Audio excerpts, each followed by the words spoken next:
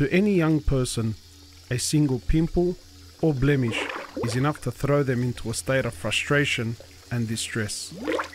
Yet to my friend Basit, this would be the least of his concerns. He suffers from EB, a genetic condition that causes uncontrollable outbursts of wounds and blisters across the skin. His skin in turn struggles to repair itself, and he is thus left covered in open wounds across his body. Another name for my condition is actually butterfly baby, because the wounds are everywhere and you're just wrapping the bandage and it's like a cocoon. Butterfly boy, a story of patience. Diagnosed as a baby, Basit has lived with the condition for over 25 years. There is no known cure for the condition, and many have to live with the excruciating pain their entire lives. What's it like living with this skin condition? It's hard because I have to I'm immobile for the most part. So my day entails me being on my bed for the most part.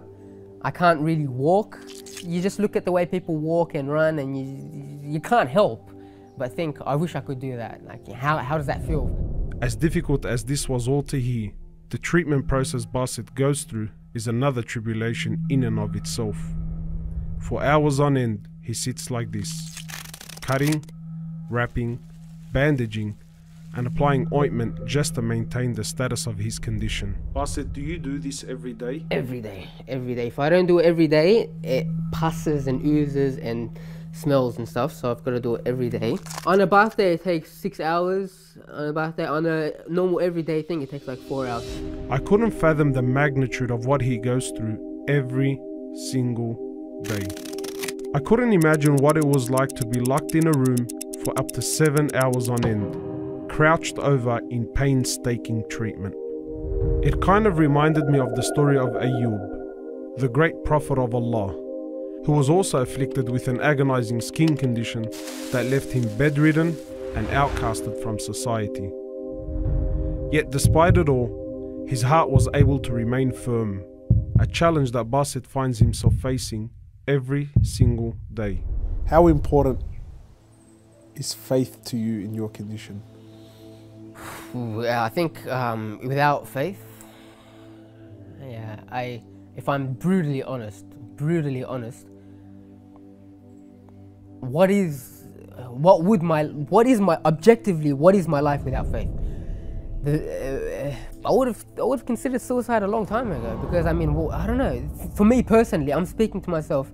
It's just all of going through all of this pain, the day by day, going through these hours of just hardship and pain and suffering, and seeing others like suffer because of you as well, to a certain extent.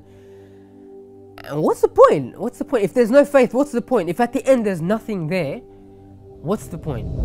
Islam gives meaning and purpose to his suffering like nothing else could.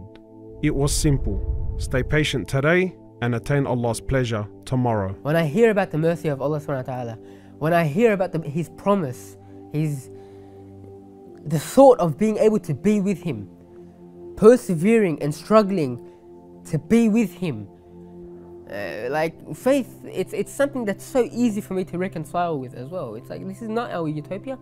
Persevere, have some sabr, and inshallah, in the day of judgment, inshallah, we'll see the fruits of our labor. This gives me purpose. The perseverance Basit shows is nothing short of inspiring.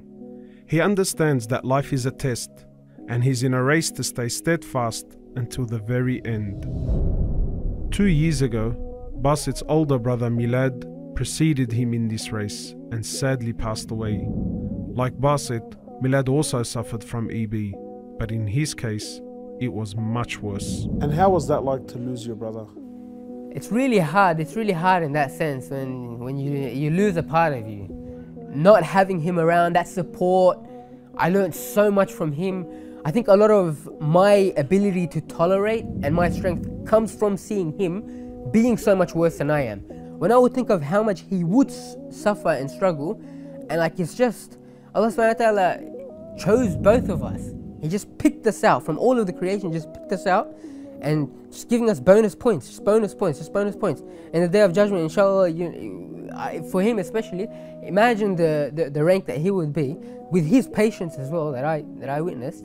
So like when I go to his grave and I see that, it's just, I think to myself, instead of me weeping for him being gone, like he's weeping for us still chained into this struggle. Throughout his tribulation, Basit has managed to stay firm, not only staying patient spiritually, but also in his daily affairs. He has graduated from university, made many friends, and even performed Umrah with myself a couple of years ago. But behind his story of resilience, there is also one other secret that keeps him going forward. Religion has been the bedrock of my life, but my parents are the other factor. Like, alhamdulillah for them. That's all I can say. Alhamdulillah for my parents, because they made it so I don't have to worry at all. When I have these problems and stuff like that, I can only think about these problems. In my mind, like, I don't even have to think about them. They never complain. It's so normal. They make it so normal. That normalcy is something that I'm so grateful for them. If you could give them one thing, what would it be?